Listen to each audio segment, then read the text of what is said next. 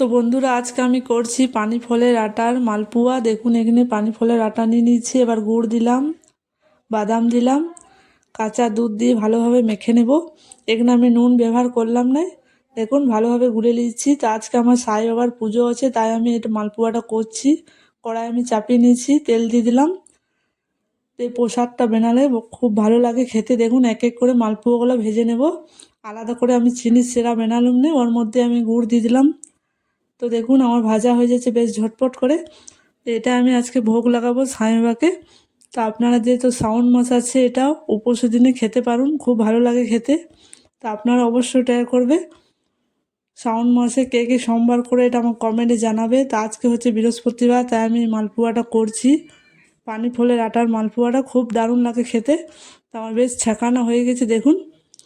এবার আমি ভোগ লাগাই দেবো। তো বন্ধুরা কমেন্টে জানাবে কেমন লেগেছে আপনাদের এই রেসিপিটা। ভালো লাগলে চ্যানেলটি সাবস্ক্রাইব করে পাশে রাখা বেল ক্লিক করবেন।